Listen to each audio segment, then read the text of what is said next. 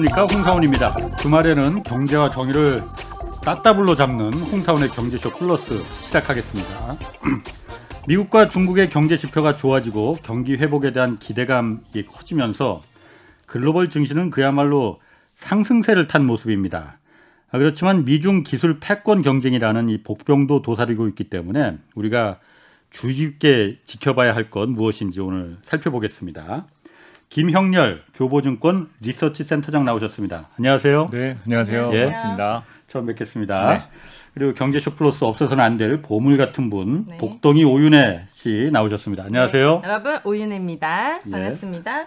김형렬 이분이요. 제가 데뷔했을 때 윤형렬이라는 지금은 뮤지컬 배우로 유명한 가수가 있는데 네. 같이 데뷔했거든요. 그래서 이름이 윤형렬이라는 이름을 가진 사람들은 다 이렇게 좀 잘생겼나 봐요. 이목구비가. 잘생기셨어요. 왜 원래 여기 잘생긴 분이 나오시는 게 좀 드물잖아요. 왼쪽 편에. 저보다 잘생기면 처음 보는 것 같아요. 오늘은 제 등만 보시게 될 거예요. 기자님. 감사합니다. 농담입니다. 자, 요즘 이 글로벌 증시가 우리나라 증시도 그렇지만은 요즘 굉장히 하여튼 핫하지만은 그렇죠. 글로벌 증시가 상승세를 탔다고 하는데 먼저 그 최근 글로벌 이 증시 상황부터 한번 좀 간단하게 좀 정리해 주시겠어요? 네, 우선 미국 주요 지수가 대부분 사상 최고치를 계속 경신해 왔었고 지난주 같은 경우 이제 우리 국내 증시도 올해 연초에 기록했었던 3,200선을 상회하려 하는 그런 시도 등도 있어 왔었습니다. 결국 이런 증시 순환과 관련된 부분이 지난 연말이나 연초까지는 이런 경기 부양 정책에 대한 효과 등으로 좋아질 거야. 이런 기대 등만 좀 있어 왔었다라면 최근에 들어서는 생산 활동이나 또 소비 그리고 기업들의 실적 이런 우리가 바래왔었던 조건 등이 전부 다 눈으로 보이기 시작을 하게 되면서 조금씩 자신감을 갖기는 시작을 했다라는 거죠. 근데 이제 연초에 뜨거웠던 것과 비교해 본다라면은 조금은 차분해진 상황에 있고 그래서 투자자들의 조급함과 현재 경제의 어떤 경기의 속도의 그 차이를 맞춰가는 과정에 현재 우리가 시간선상에 서 있다라는 쪽으로 보시면 좋을 것 같습니다. 이게 너무 실감이 안 나요. 사상 최고치를 찍었다 하지만 제 잔고는 전혀 변동이 없고 그렇다고 기업들은 실적이 좋다지만 저 같은 경우에는 제가 막 소득이 늘거나 막 소비가 더 커지거나 이런 거 전혀 저는 체감할 수 없거든요. 근데 누가 이렇게 잘 먹고 잘 쓰는 왜 이런 뉴스들이 약간 이질감이 느껴져요? 그럴 수 있습니다. 이게 그렇죠? 결국은 지금은 지난 1년과는 분명히 다른 부분이 있다라는 쪽으로 볼 수 있거든요. 사실 지난 1년 동안 주식 투자라는 부분을 통해서 수익을 내셨던 분들은 한편으로는 조금 용감하셨던, 그러니까 위험을 부담한 만큼 수익에 대한 보상을 받을 수 있었던 것이 지난 1년 사이에 있었던 변화라고 볼 수가 있는데 지금부터는 이제 똑같은 기대 수익을 기대하기란 좀 어려워졌다라는 거죠. 그리고 이제 조금씩 변별력을 요구하는 문제 등이 시장에서 등장하다 보니까 시장 안에서도 차이가 나타나기 시작을 했다라는 거예요. 그래서 우리가 학창 시절에 시험 문제를 풀다 보면 1번부터 25번까지 문제를 풀 때 사실 한 11번 정도까지는 그냥 다 맞아야 되는 문제들이 나옵니다. 그래요? 그렇죠. 보통은 맞아야 돼요. 그리고 그 이후로 이제 한 중반부와 후반부로 갈수록 그 차이를 만들어내는 어려운 문제들이 등장하지 않습니까? 지금의 상황이 그렇다라는 거죠. 그러다 지금은 보니까 진짜 투자가 더 어려워졌네요. 어떤 면에 있어서는 좀 어려워졌다라고 생각할 수 있는데 이거를 또 극복해낸다라면은 말 그대로 기본적인 실력 자체가 향상될 수 있는 상황이거든요. 제가 여러 방송에서도 말씀을 드렸었던 내용인데 우리가 보조바퀴 달고 자전거를 타다가 이거 떼면은 넘어질까봐 겁나서 그냥 때려치게 되면 평생 못하게 되는 거잖아요. 잠깐 지금 넘어질지는 모르겠지만 그 위험을 부담하고 견뎌내기만 한다라면은 우리는 평생 동안 투자를 할 수 있는 능력을 갖게 된다라는 거죠. 결국은 현재의 위치가 딱 그 선상에 서 있는 상태이기 때문에 조금 더 공부하고 남들과 휩쓸려 다니지 않는 그런 기준을 맞는 과정이 좀 필요하지 않을까라고 생각합니다. 그러니까 윤혜 씨가 아까 물어봤던 누가 잘 먹고 잘 살았느냐 하는 거는 작년에는 용기가 있었던 투자자들 그리고 그 비율이 좀 많았었겠죠. 그러니까 뭐 무조건 많이 빠진 거는 사면은 수익에 대한 확률이 있었었던 때니까. 네네네. 근데 지금은 어느 정도 가격이 복원된 상태에서 더 오를 것과 그렇지 않은 것들을 구분져야 되다 보니 변별력이 있어야 된다. 그렇습니다. 이거를 구분짓는 능력을 갖고 있지 못하게 된다라면은 시간이 갈수록 왠지 더 힘들다라는 느낌을 받는. 그러다 보면 우리가 학창 시절에 어려운 문제 나면 결국은 찍잖아요. 찍죠. 3번이거든요. 그렇죠. 네. 네. 그렇다 보니까 결국은 어떤 투자에 있어서도 어떤 그런 과오를 겪게 될 수 있는 위험이 있다라는 겁니다. 네. 전 무조건 3번으로 찍습니다. 네. 그 코스닥도 그러니까 지금 뭐 1000스닥이라고 해서 그 지수 1000을 돌파했어요. 네네네네. 7개월 만에 돌파했다고 그러더라고요. 그렇습니다. 그리고 코스피도 3200을 넘어서 하여튼 최고점을 지난주에 그 기록했었잖아요. 그렇었죠. 네.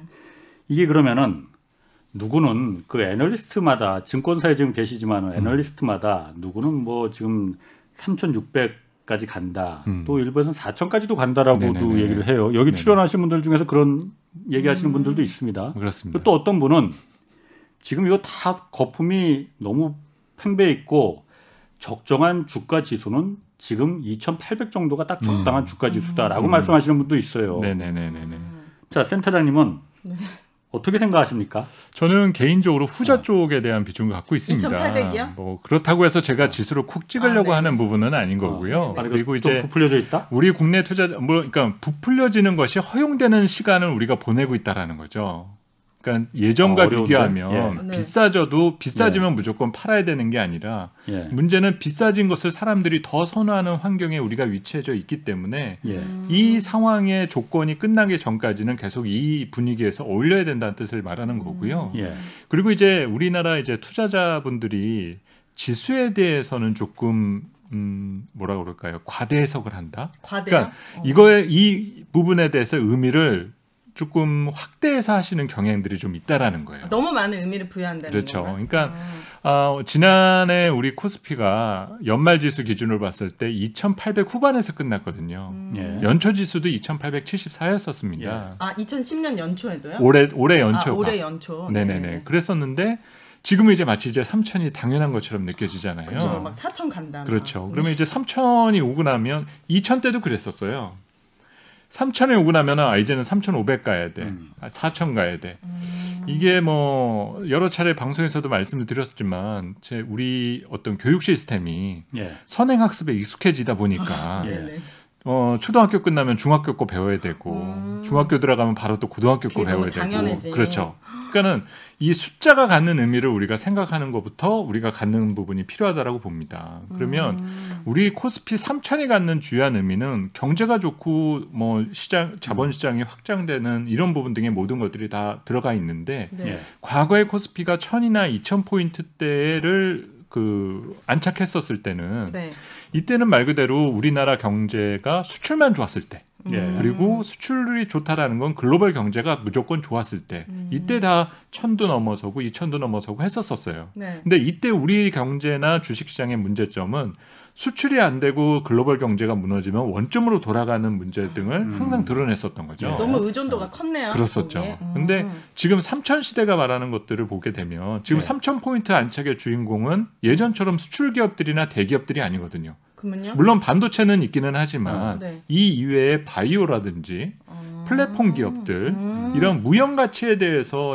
우리의 미래의 먹거리 관련 산업 등이 3,000 시대를 만들어줬다라는 거죠. 그러면 3,000이 갖는 의미는 이제는 대외적으로 수출만 가지고는 안 되는 것 같고 무조건 많이 팔아서 많이 남겨 먹는다라는 어떤 이 방식보다 뭔가 효율적인 제품을 만들어서 수익성이 높은 제품을 만들어서 마진을 좋게 만드는 일로 가자. 그리고 비용을 떨어뜨리는 것으로도 충분히 돈을 벌 수 있다. 이런 관점에서 지금 접근을 시작을 했다라는 거죠. 그래서 플랫폼 기업들이 왜 그렇게 높은 성장성이 허용되냐면은 우리가 과거에 그렇게 불편했었던 것들 어디 가서 음식을 포장해 와야 되고 상점에 가서 물건을 들고 와야 되고 이거 문제를 해소시켜 주니까 거기에서 발생되는 가치 등을 높게 평가하는 기업 가치로서 평가를 해줬었다라는 거거든요. 결국은 지금 삼천 시대가 갖는 의미는 그렇다라는 거죠.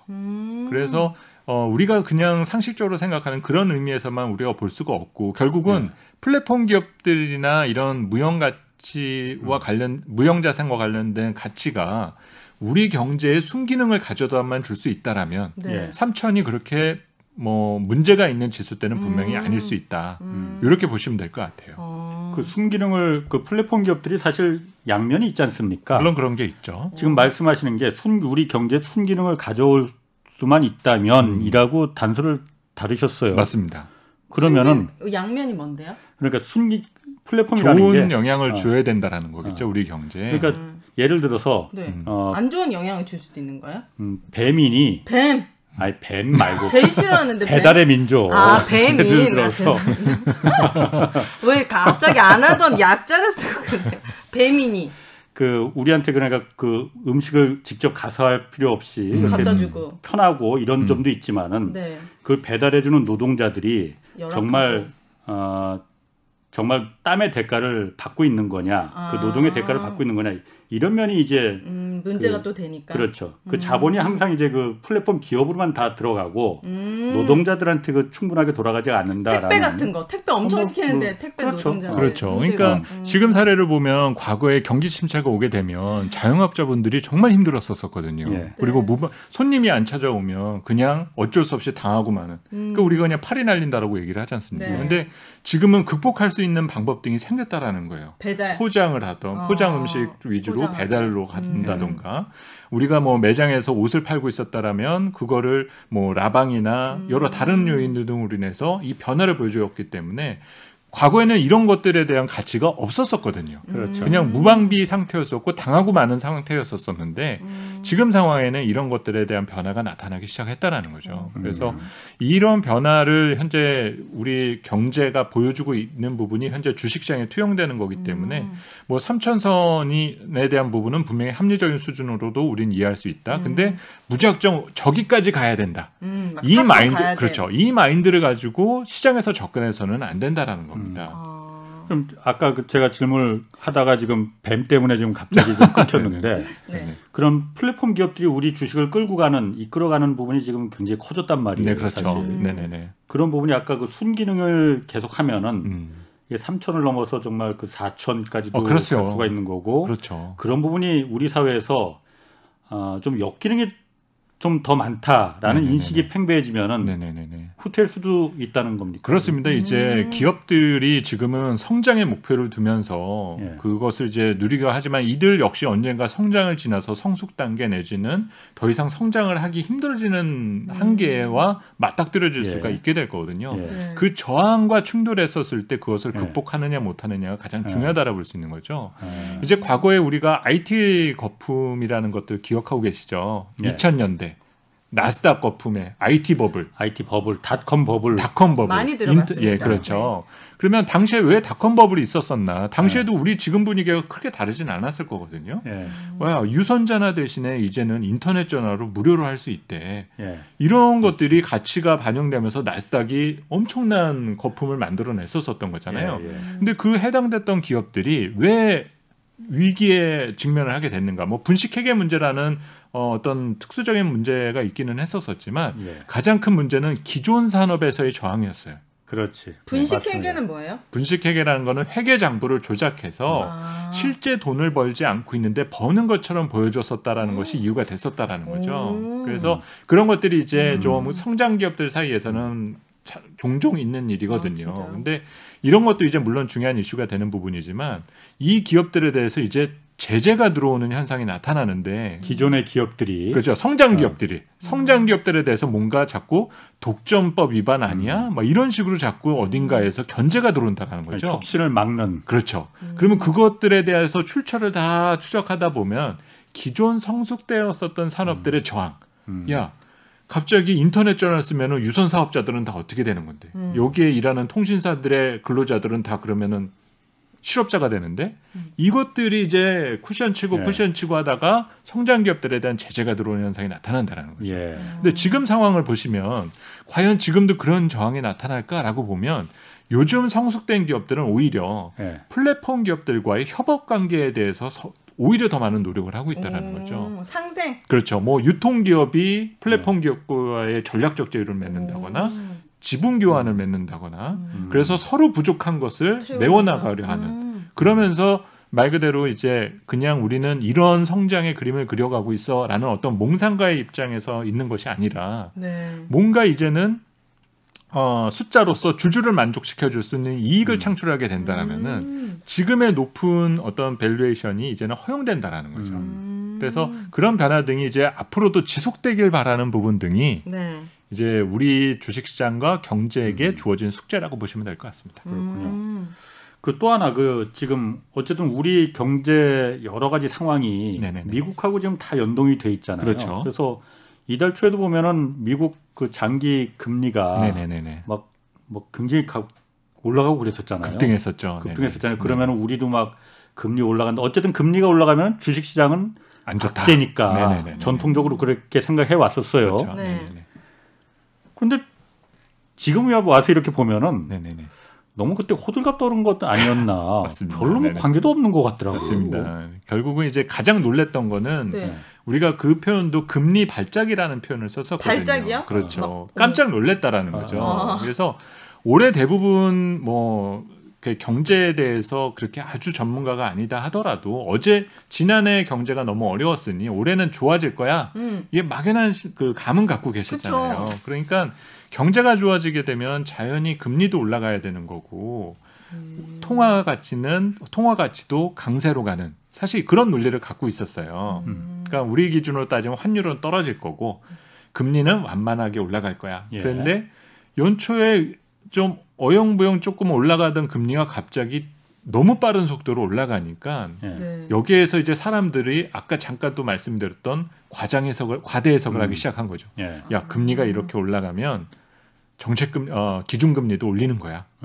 이런 식으로 발작을 보이다 보니까 그럼 이제 유동성 장세도 끝나는 거냐? 위험 자산을 다 던져야 될 때인 것 같아.라고 이제 했다라는 거죠. 그래서 지금과 비슷한 현상은 언제든지 또 등장할 수 있어요. 근데 투자자분들이 지금은 꼭 기억해 주셨으면 하는 부분이 시장 금리는 경기 지표라고 보시면 돼요. 시장 금리요?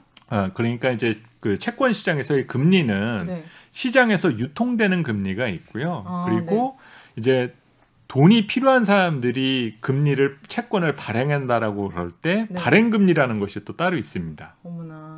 그래서 시장 금리가 있는 상태에서 금리를 그러니까 채권을 내가 발행을 하려다 보면 조금 금리를 높게 발행해야지 사람들이 사줄 거잖아요. 그쵸.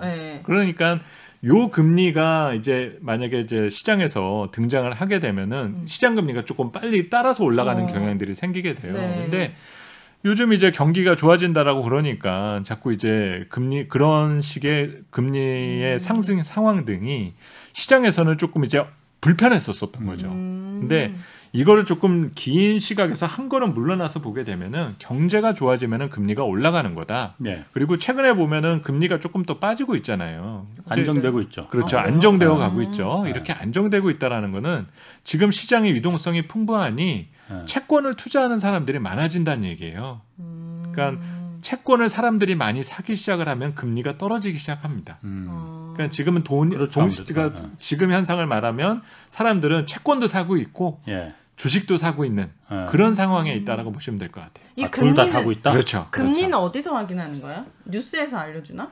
금리도 똑같이 주식시장과 마찬가지로 확인이 되는데 일반적으로 이제 채권 투자는 보통 이제 금액이 조금 큰 경우들이 많고 그리고 전체 자본시장이나 금융시장에서는 기관 투자자들의 비중이 워낙 크다 보니까 이제 아무래도 개인 투자자들은 어떤 시장 금리에 대해서는 조금 무덤덤하죠. 오히려 그냥 궁금하신 거는 대출 금리라든지 이런 거 정도만 관심이 있으시니까. 근데 원래 어떤 그 금융시장의 전체적인 움직임을 이해하시려면은 그 금리에 대한 상황에서 나타나는 해석들 이것들도 조금은 공부를 해두실 필요가 있습니다. 다 하실 필요까지는 없는 거고. 금리가 매일매일 달라지는 게 어디 들어가면 볼 수 있는 거예요? 다 똑같이 공지가 됩니다. HTS에 들어가면 거기에서도 전부 다 나오는 부분이고요. 그냥 인터넷 그 초록색 창에 그냥 쳐봐도 금리 이렇게 침 나와요? 네네. 오늘의 금리. 네네네. 알겠습니다. 주식 투자 하신다면서? 3,200이더라고요. 옆에 금리도 같이 뜨면 좋을 텐데. 네네네. 알겠습니다. 우리나라 그 기업들 요즘 배당 시즌이지 않습니까? 그렇죠. 네, 뭐 실적 맞습니다. 다 공개하고 이제 배당도 삼성전자 같은 경우는 특별 배당으로다가 주고도 했어요. 그리고 네, 맞습니다. 그래서 외국인들이 받아간 배당금만 7조 정도 된다고 하더라고요. 네, 특별 배당은 맞아요. 뭐예요? 보너스 같은 건가? 네, 약간 그렇지. 그런 보너스. 의미에서 네네 그렇습니다. 많이 벌었으니까 좀 더 보너스로 더 네, 많이 줄게. 그렇죠. 그러니까 원래는 배당을 100원만 주려고 했는데 네. 예상 수익이 그보다 10조 벌을 줄 알았는데 15조를 벌었어. 그러니까 가난하죠? 그렇지. 번만큼 주주들한테 나눠줘야 되는 거니까요. 아, 그래요? 그게 이제 배당인데 아. 그래서 많이 벌었으니까 보너스를 더 줄게. 이게 이제 특별 배당이거든요. 그래서 뭐 물어보려고 그랬더라? 그러니까 배당금.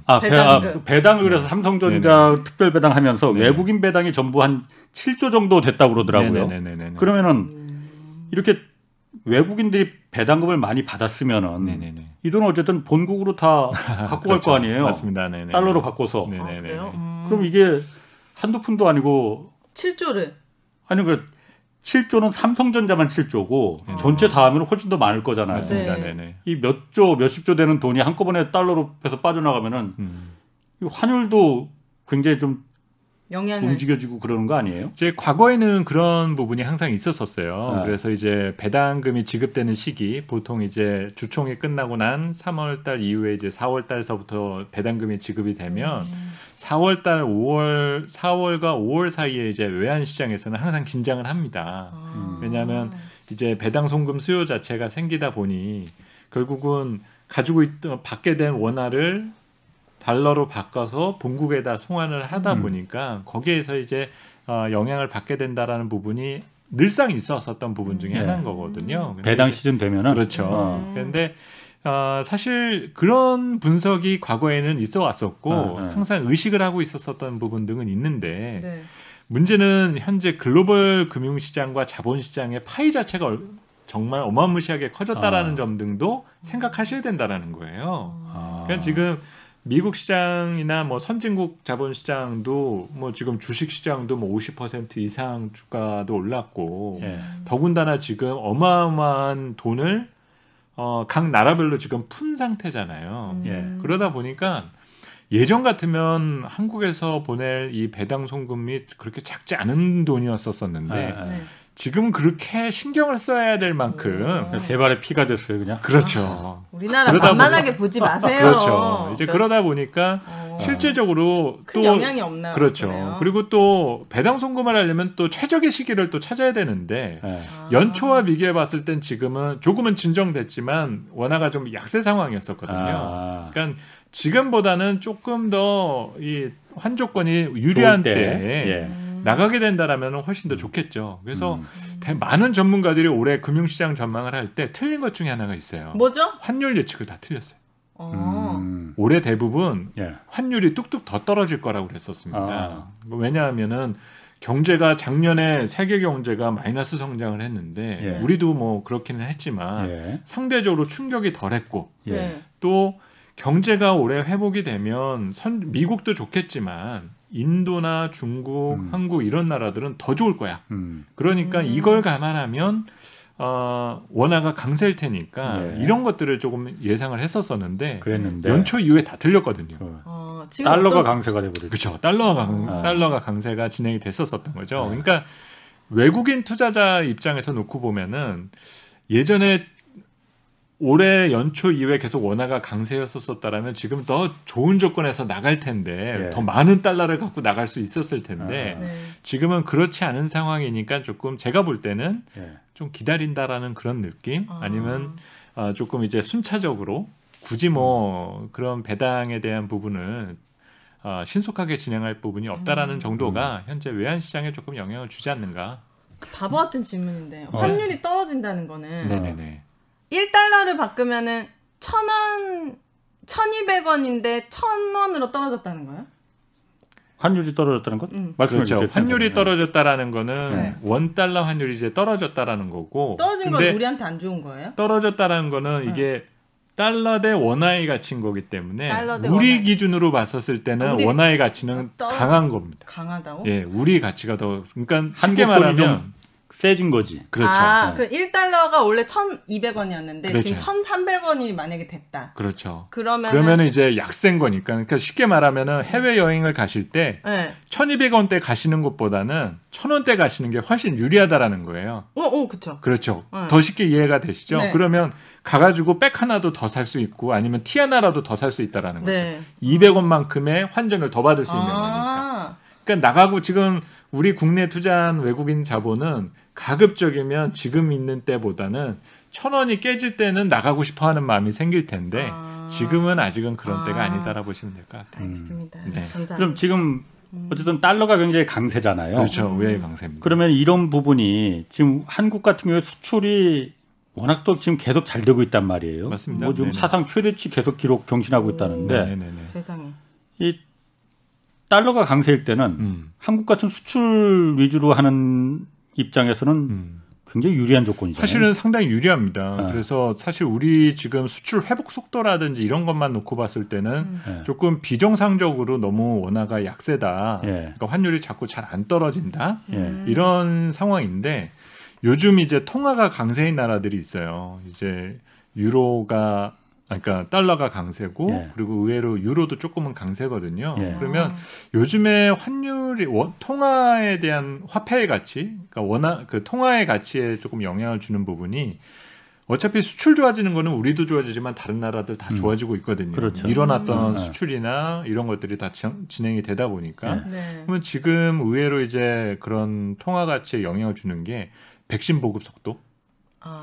접종이 빠른 나라들의 경우가 그 기대 심리가 더 강한 편인 것 같아요. 그렇네요. 그러니까 백신 접종이 빠른 나라가 그렇죠. 통화 가치도 강해진다. 그렇죠. 경제의 정상화 속도가 빠를 것이다라는 기대가 지금 외환 시장에서는 프리미엄이 되어가고 있다는 거죠. 그러니까 사실 우리 입장으로는 요즘 뭐 1월달 이후에 수출 좋아지는 거 보면 환율이 안 떨어지는 게 어떻게 보면 더 이상한 부분일 텐데 물론 영향은 수출 때문이라기보다는 달러의 영향이 조금 더 큰 거고 달러가 지금 이런 식으로 강세로 나가게 되는 거는 첫 번째는 아까 말씀드렸던 백신 보급에 대한 그런 속도 부분 두 번째로는 올해 글로벌 경제 전체적으로 봤었을 때는 4% 성장하는 미국보다는 8% 성장하는 중국 10% 성장하는 인도 이런 데가 더 좋은 거야 이렇게 생각을 했는데 4% 성장한다라는 미국을 무시 못하겠고 이거 올해 경제가 옛날 금융위기 이후 때처럼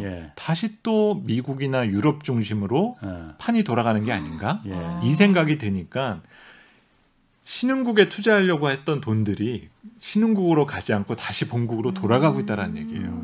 그리고 신흥국에 오려고 했었던 돈들이 멈칫하고 있다는 얘기가 되는 겁니다. 백신하고도 진짜 연관이 있겠네요. 그게 뭐 직접적인 영향을 준다라는 어떤 이유를 찾을 수는 없지만 그런 내용들도 결국은 어우러져 있다라고 볼 수가 있는 거겠죠. 그러면은 지금 그 말씀은 그게 언제가 될지 모르겠지만은 이 코로나 사태가 어느 정도 좀 그 종식이라기보다는 좀 그 완화가 돼서 경제가 이제 정상적으로 돌아가면은 정말 신흥국들 중에서 꼬꾸라지는 나라 발생할 수 있습니까? 언제든지 발생할 수 있습니다. 그거는 이제 우리가 흔히 코로나 비리라는 표현을 쓰잖아요. 코로나 영수증. 우리는 지금 코로나 영수증을 아직 받아들지는 않고 있는 상태거든요. 끝나지 않았으니까. 그러니까 코로나가 끝나고 나면 이 코로나가 극복되는 데 든 여러 가지 막대한 비용들. 그치. 이 비용들이 동시에 각 나라별로 통지가 될 거예요. 그러면 여유가 있는 나라들이나 세계 경제를 주도하는 패권 국가는 팁도 줄 수 있어? 라고 할 수도 있겠죠. 그런데 그렇지 않은 나라들은 이거 도망쳐야 되나? 우리나라는 안전합니까? 우리는 아니죠. 근데 이제 흔히 말하는 재정 불량국들. 그러니까 국가 부채 빚이 너무 많아서 감당하기 어려운 나라들은 그 위험에 언제든지 노출을 할 수 있어요. 근데 이제 다행스러운 부분이라고 굳이 말한다라면 뭐 그런 것들은 빈번하게 등장을 해왔었습니다. 그래서 뭐 남미 아르헨티나라든지 브라질이라든지 또 터키라든지 그래서 최근에도 일부 나라들 중에서 보면은 금리를 빠르게 인상하는 나라들이 있어요. 터키 같은 나라들. 이제 그런 나라 19%까지 올라갔다. 그렇습니다. 이런 돈을 나라들은 빨리 거두려고? 아니 그러니까 빠져나가는 것을 막기 위해. 왜냐하면 달러가 터키에 있던 달러가 미국이 지금 경기가 좋아서 금리가 올라간다고 하잖아요. 그러면은 다 빼서 미국으로 그렇지. 터키에 있는 것보다 미국으로 하니까 훨씬 더 돈을 많이 벌겠네. 윤혜 씨가 만약 터키의 은행을 금리가 낮은 거기다 놓겠어요? 미국에 놓겠어요? 그럼 당연히 미국으로 빠질 거 아니야. 네. 못 빠져나가게 야 터키에 놓으면은 우리 금리 더 줄게 이자. 그래서 올리고 해서 19%까지 지금 올라간 거지만. 그렇죠. 그래서 돈이 만약에 빠져나간다라고 그러면 외환위기가 발생하게 되는 거고 정부가 돈이 없어서 공무원의 주 월급이 사라져 버리게 되면 재정위기가 오는 그런 현상이 벌어질 수 있다라고 볼 수 있습니다. 와. 그 중국 이제 그 얘기는 이제 거기까지 하고 중국 얘기 우리 또 좀 해야 됩니다. 네, 중국이요? 중국 보면은 1분기 그 GDP가 성장이 네네네. 지금 막 눈 튀어나올 정도로 굉장히 높더라고요. 아, 그러니까 물론 기저효과라는 것도 있지만은 작년에 비해서 1분기가 18.3%나 증가했더라고요. 네, 맞습니다. 그러니까 8.3%가 아니고 18.3%. 이게 엄청 대단한 숫자인 거죠. 그렇죠. 그렇죠. 성장률 18점 물론 작년에 워낙 안 좋았기 때문에 맞습니다. 그렇긴 하지만은 그런데 지금 증권사에 계시잖아요. 네네네. 증권사에서는 중국에 대해서 그 투자한 걸 이 출구 전략을 언급한다고 요즘 나오는 거? 이 빠져나와야 된다. 뭐 그런 기사들이 제가 읽었거든요. 맞습니다. 네네. 아니 중국이 이렇게 성장률이 높아지고 경기가 좀 불붙고 있는데 왜 중국에 투자했던 걸 왜 빼내려고? 그렇죠. 이제 각 나라별로 네. 이 위기 탈출에 대한 방식을 조금 달리 가져간다라고 볼 수 있을 것 같아요. 그러니까 그 미국을 포함한 서방국 경제의 선진국들은 지난해 엄청나게 일자리가 사라졌고 그 사이에 또 마이너스 성장을 한 상태이기 때문에 지금은 뒤를 돌아볼 겨를이 없다라는 거죠. 돈을 무조건 풀어서 나중에 버블이 꺼질지 모르겠지만 아주 버블도 우리가 그 속된 표현으로 이런 말을 할 수가 있습니다. 뭐 너무 문제를 크게 만들어 버리면 이 문제를 수습하기 위해서 노력을 하지 붕괴돼서 공멸하는 것들 하는 단계까지는 안 간다고까지 얘기를 하거든요. 별로 속된 표현은 아닌데 그거. 그렇죠. 근데 선진국 경제는 지금 사실 그런 수순을 약간은 밟고는 있는 상태예요. 나중에는 해결할 수 있는 방법은 있다. 이 방법을 믿고.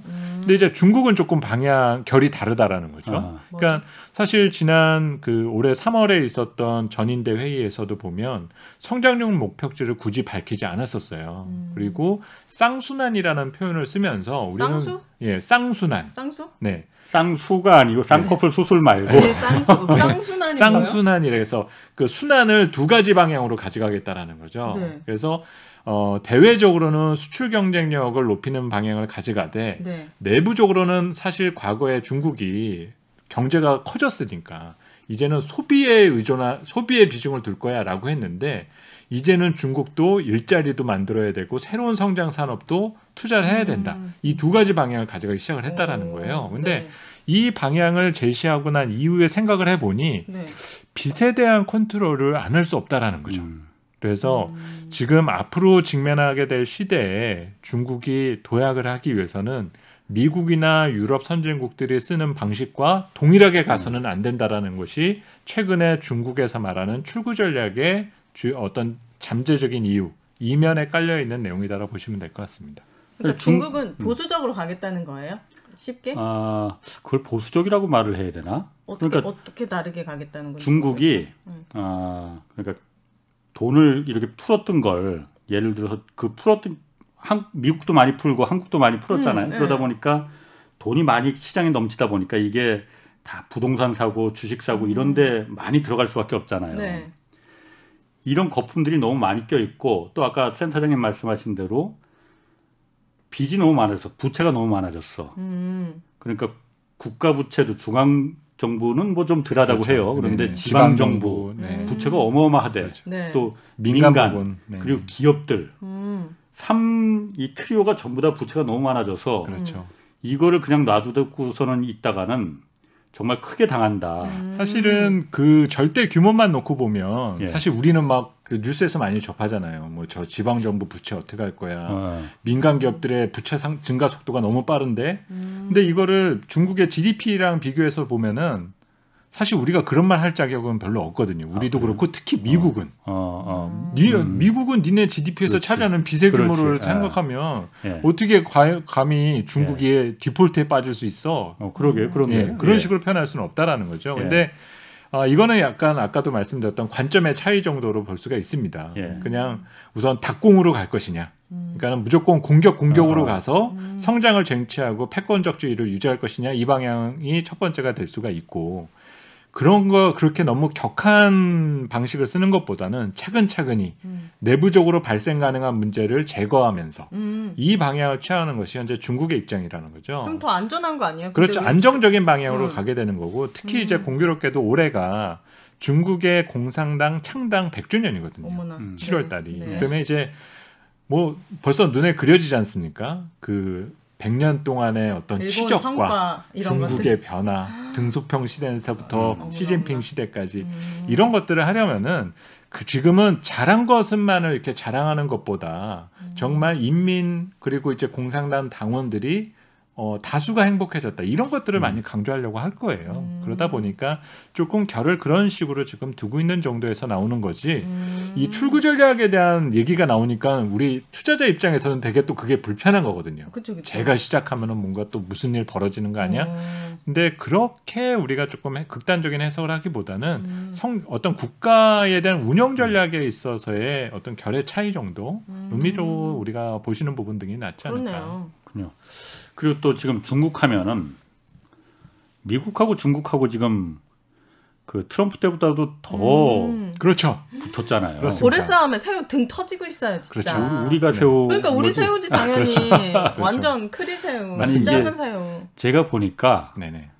트럼프 시대 때보다 네네. 바이든 행정부 시대 때 우리는 더 힘든 시기를 지금 생각해야겠구나. 맞습니다. 라는 생각이 들더라고요. 맞습니다. 이제부터는 우리도 이제 트럼프 시대 때 워낙 사실 좀 말도 안 되는 일들이 많이 벌어졌으니 이제는 좀 장밋빛 길이 열리겠구나. 그러니까요. 다 좋은 세상이 오겠다 생각했는데 그렇지는 않은 것 같아요. 네. 그러면은 지금 당장 반도체부터 시작해서 네네네. 기술 갖고 지금 미국하고 중국이 지금 붙었잖아요. 맞습니다. 네. 한국 참 이게 뭐 쉽게 말하면은 뭐 아까 속된 말로 네. 어디에 붙어야 되느냐 이런 맞습니다. 질문이 네. 나올 수도 있고 맞습니다. 네. 방법이 우리가 뭐가 있겠느냐. 네네네. 중국도 우리한테 매우 중요한 시장이고 미국은 뭐 더 말할 것도 없고 맞습니다. 네.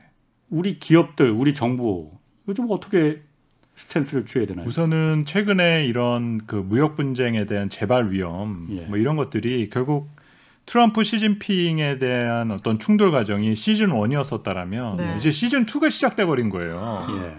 근데 문제는 주인공이 바뀌어 버렸어요. 예. 그러니까 스토리가 어떻게 전개될지 지금 아무도 모르는 상태입니다. 예. 그러니까 상당히 조심스럽게 보는 사람은 이건 막장으로 갈 거야. 걱정을 많이 하고 있고 시즌 2가 됐으니까 이건 뭐 지난 시즌 1이 화끈했으니 조금 심심하게 가지 않을까? 그러다가 이게 연장될 거냐 아니면은 뭐 중단되느냐 뭐 이런 길을 걸을 것이다. 이런 것들을 많이 걱정을 하고 있다는 거죠. 근데 그 사이에 공교롭게도 지금 요새 많이 접하는 부분이 각 그 핵심 역량 산업 등에 대해서 자금률을 높이려 하는 노력들을 지금 패권 국가들이 하기 시작했다라는 거예요. 그러니까 자체 조달을 하겠다. 그렇죠. 그러니까 예전에는 시장 경제 논리가 워낙 강하고 우리는 세계화 시대를 살아왔었기 때문에 뭔가 필요하면은 값싼 제품이나 원료를 사서 만들면 그만이었었던 거거든요. 네. 아니면 야 그냥 니네들이 다 만들어. 우리는 그냥 싸게 사줄 테니까 그런 시대를 우리가 살아왔었는데 이거를 하기가 너무 껄끄러워진 시대에 우리가 살게 됐다라는 거예요. 그래서 우리는 미국 대통령이 바뀌면 옛날로 돌아갈 줄 알았지만 그렇지는 이제 않다라는 거예요. 여전히 보호무역 시대는 계속되어 가고 있고 시장 경제는 시장 경제로 돌아가기보다는 고립 경제에 가까운. 그러니까 우리가 자체 조달을 해야 되는 시대에 지금 우리가 살게 됐다라는 점입니다. 그러면 문제는 이제 우리 스탠스가 상당히 중요하다라 볼 수가 있는데 뭐 사실 지금 예전에 나왔었던 그 자료들을 찾아보면은 현대경제연구원에서 2015년도에 나온 자료를 봤을 때 만약에 중국이 특정 산업의 자금률을 0.5%만 늘리게 되면 우리나라 GDP는 1% 정도 감소한다. 제조업은 2% 정도 역성장한다라고 나와 있어요. 0.5%. 그런데 최근에 보면 되게 흥미로운 부분 중에 하나가 중국으로부터 우리가 수입하는 것들은 계속 늘어나거든요. 다 메이드 인 차이나예요. 그렇죠.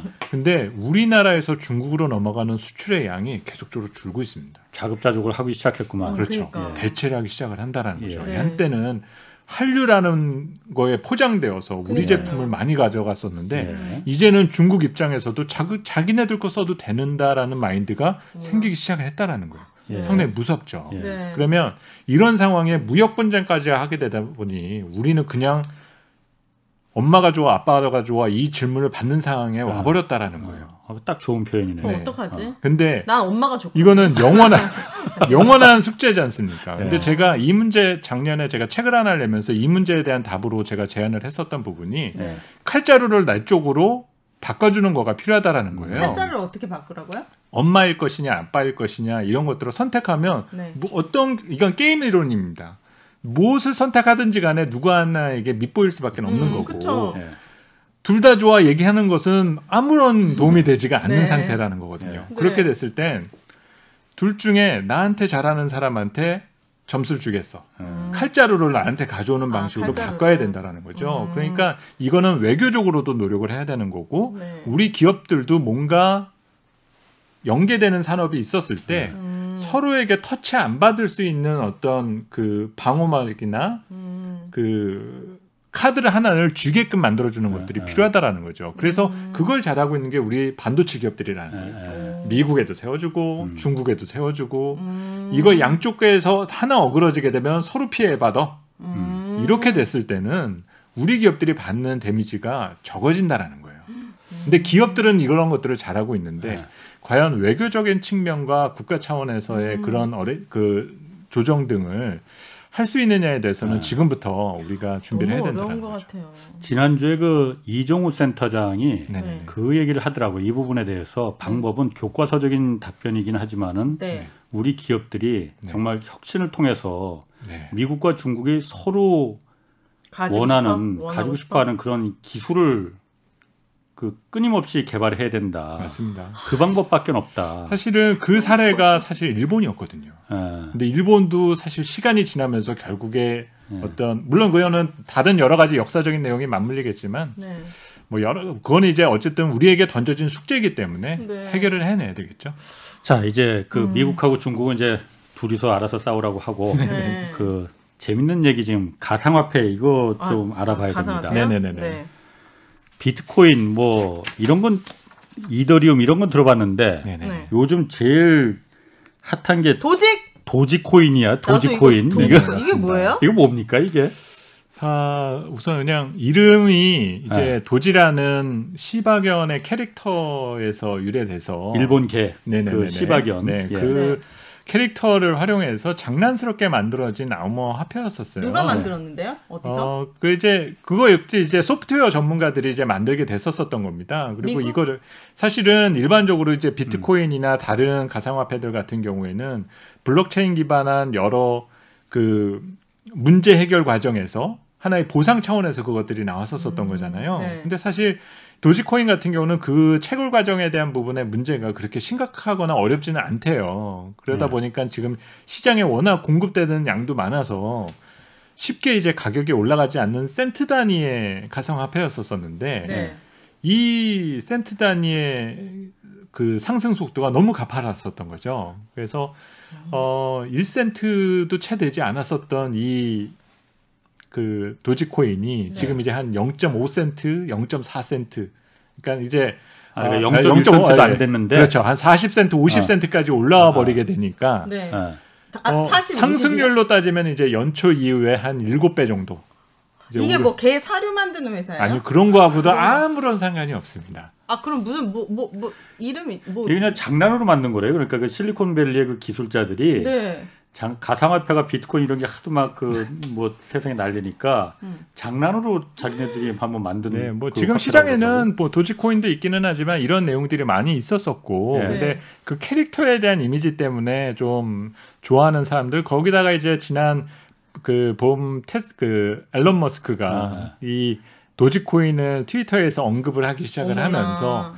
갑자기 이제 시장에서 주목을 받고 유동성에 대한 쏠림 현상이 이런 가격에 대한 폭등 현상을 만들어주게 된 상황이죠.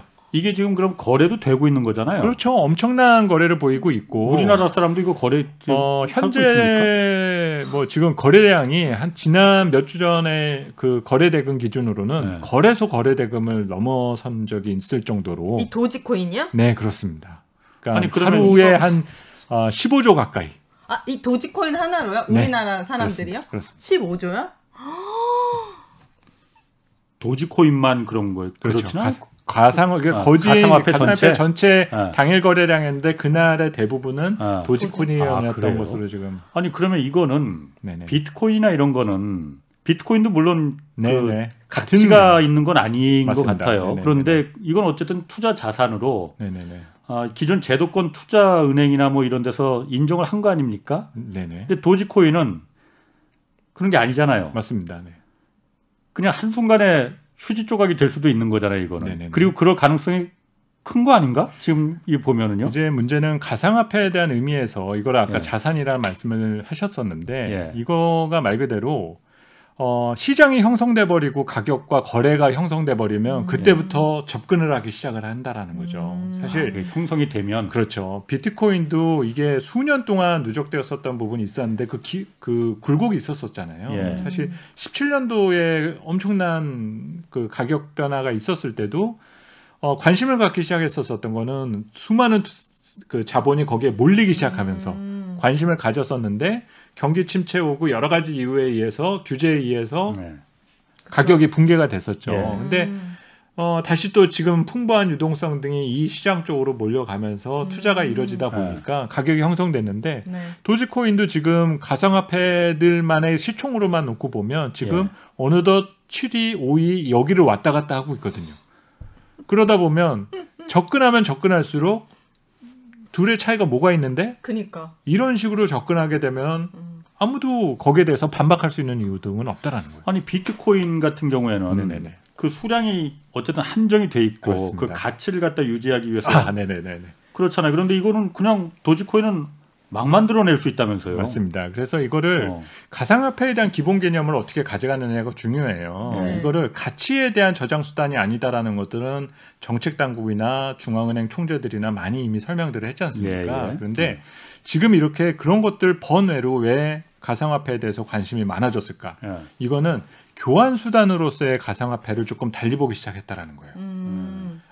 가상화폐를 가지고 있으면 테슬라를 구매할 수가 있어. 그러니까. 그리고 아니면 아마존이라든지 도지코인과 관련된 그 IT 전문 그 쇼핑몰이 있는데 거기서 도지코인을 가지고 거래를 해주겠다라는 거예요. 이렇게 돼서 교환 수단으로 이거를 인정해주고 하게 되니까 사람들이 관심을 갖기 시작했다는 거예요. 근데 여기서 이제 중요한 거는 중앙은행은 자꾸 부정을 하고 있고 감독 당국에서도 부정을 하고 있는데 사람들은 자꾸 사지 않습니까? 그치. 사게 되는 이유가 가치가 더 올라갈 거기 때문에 산다라는 개념이 아니라 이걸 가지고 교환을 할 수 있을 것 같게 되니까 사람들이 관심을 두기 시작했다는 겁니다. 지난해 말에 비트코인 하나를 가지고 비트코인 2개를 가지고 테슬라 모델 X를 하나를 살 수가 있어 한 대를 살 수 있다라면 지금은 비트코인 하나만 가지고도 살 수가 있게 되거든요. 그래서 얼마 전에 테슬라에서 비트코인을 무려 10억 달러 넘게 샀어요. 1조에 가까운 비트코인을 회사 차원에서 구매를 하게 됩니다. 얘네들이 그걸 왜 샀냐? 그때부터 비트코인이 막 올라가죠. 막 올랐죠. 그러면 이 얘기는 다시 말하면 우리 땅에 떨어진 화폐 가치에 대한 문제에서 비롯됐다고 볼 수가 있어요. 그러니까 화폐가 지금 돈을 많이 풀어서 화폐 가치가 떨어졌다라는 것들은 다 아시잖아요. 그러니까 아니 화폐 가치는 떨어졌다라고 얘기를 하고서 물가는 올라가는데 나의 월급 통장에는 월급은 안 올라. 그러니까 상대적인 박탈감과 구매력이 떨어진다라는 것을 느끼시게 되죠. 그러니까 사람들은 보통 어떻게 하게 되나요? 좀 소비를 덜하게 되던가 좀 계획적으로 좀 줄일 건 줄이고 써야 될 것만 쓰게 되는 이런 현상에 내몰리게 됩니다. 근데 기업 입장도 이제는 생각을 해야 돼요. 과거에는 화폐 가치가 이렇게 떨어져 버리면 기업들은 물건이 안 팔리니까 이거를 보상받을 길이 없는 거예요. 그리고 화폐 가치가 이렇게 떨어지면 항상 나타나는 현상이 기업들이 엄청난 적자나 실적이 추락하는 일을 겪게 되는데 창고에 있는 제품을 처리하지 못하니까 그런 현상이 나타나거든요. 그렇죠. 네. 앨런 머스크는 그게 짜증난다라고 얘기를 하는 거예요. 어머나. 왜 화폐 가치를 정부와 중앙은행이 떨어뜨려서 내 제품을 제값에 못 팔게 만드는 거야. 그러다 보니까 가상화폐 가지고 오면 사주겠어. 근데 가상화폐 가격이 오르면 기업 입장에서 생각하면은 할인 효과가 있다는 거죠. 그 가상화폐의 가치가 오르면 기업 입장에서는 할인 효과가 있다. 그렇죠. 그 가격이 자꾸 올라가면. 어딘가에서는 그 화폐를 가지고 써야 될 거잖아요. 그렇죠. 그럼 만약에 내가 뭐 가상화폐를 투자해가지고 50%의 수익이 났어요. 그러면 절반은 빼고 원금을 찾고 이걸 가지고 내가 사고 싶었던 뭐 TV를 산다든가 차를 산다든가 그러면 남는 거지 않습니까? 그렇죠. 이런 것들에 대한 교환 수단에 대한 것들을 제시를 해주니까는 가격들이 들썩인다라는 거예요. 그럼요. 그래서 앞으로는 보시면서 물론 정책 당국에서의 멘트도 되게 중요한데요. 이 가상화폐를 가지고 누가 교환 수단으로 삼으려 하는가 이걸 하는 게 만약에 그 테슬라에서 그렇게 해가지고 차가 불티나게 팔리기 시작한다. 그러면 다른 완성차들은 안 하게 될까요? 하게 되게 따라 하지. 그렇죠. 그러면 얘네들은 하려면 또 비트코인을 구매를 해야 돼요. 수요자가 또 생기죠. 그렇죠. 이 순환에 대한 부분 등이 요즘 시장에서 작동되고 있기 때문에 말씀드리는 거고 또 이렇게 말씀드리면 또 이거 다음 주부터 또 이제 혹한데 하실 수는 있어요. 근데 저는 제도권에 있는 애널리스트 입장으로서 가상화폐는 시간이 지날수록 가치가 부여되는 선형적 자산이라 보진 않아요. 이거는 원점으로 언제든 돌아갈 수 있는 순환적 자산이라고 보고 있습니다. 그러니까 왜 말씀을 드리냐면 한순간에 휴지 조각 될 수 주식이라는 것은 뭐 배당으로 보상을 받던 어떤 형태로든지 보상을 받을 길이 있어요. 그리고 금리는 타이밍을 못 잡아도 이자로 보상받을 수가 있거든요. 채권 투자라는 거는. 근데 이 순환적 자산이라는 거는 타이밍을 잘못 잡으면 휴지가 될 수도 있다라는 거예요. 그 특성을 갖고 있는 것이 가상화폐라는 대상인 겁니다. 그래서 내가 운용하는 데 있어서 뭐 요즘 영끌을 해서 뭐 20대 공격적인 투자하신다고 여러 가지 말씀을 많이 하시는데 어느 정도의 수위 조절과 나의 전체 투자 자산에서 차지하는 비중을 제한적으로 가져가시는 선에서만 생각하시는 부분 등이 필요하다고 봅니다. 네, 이게 2030 제 입장에서도 그렇고 사실 월급을 모아서 집을 산다는 걸 이제 포기하게 되는 세상에 살다 보니까 내가 투자할 수 있는 게 100만 원이면 한 50만 원 정도는 약간 모험 아닌 모험을 하게 되는 것 같아. 이 세상이 그렇게 만든 거지. 맞습니다. 코인판을 만든 게 아닐까. 멘트에 너무 감정을 실으셨는데. 도지코인 내가 사야 되나 말아야 되나. 아니 그러니까 제가 궁금한 게 그거예요. 네네네. 아까 이제 가상화폐가 다 그 같은 건 아니잖아요. 맞습니다. 특히 요즘 지금 도지코인이라는 게 1,000원도 안 된다면서요, 그러니까. 맞습니다. 네네. 그러니까 이게 또 거래가 워낙 싸니까. 네네네. 이거 그런데 굉장히 그러니까 센터장님 입장에서는 네네네. 이거 사도 안전합니까 안 합니까? 사실 그게 가장 궁금하거든요. 오, 아주 위험한 자산이죠. 그죠. 언제든지 피해가 될 수 있다고 말씀하셨잖아요. 지금도 가격대를 보면은 우리 원화 기준으로 보면 300원대에서 500원대가 왔다 갔다 하거든요. 그리고 흔히 우리가 흔히 말하는 주식시장에서 동전 주식이라고 얘기를 하는 거가 이런 것들로 해당이 되는데 우리가 동전 주식이라고 하게 되면 시간이 지나면 항상 무슨 일이 나오냐면 주식시장에서는 뭐 감사 의견 거절이라든지 뭐 이런 경우들이 많아요. 그래서 지속 가능 여부에 대해서는 항상 물음표가 있다라고 생각하셔야 되겠습니다. 항상 본인의 판단에 따라서 하는 거로. 자, 홍사원의 경제쇼 플러스 오늘 여기까지 하겠습니다. 김영렬 교보증권 리서치센터장 그리고 오윤혜 씨 고맙습니다. 네, 감사합니다. 주말에 경제와 정의를 더 따따블로 잡는 홍사원의 경제쇼 플러스 마치겠습니다. 고맙습니다.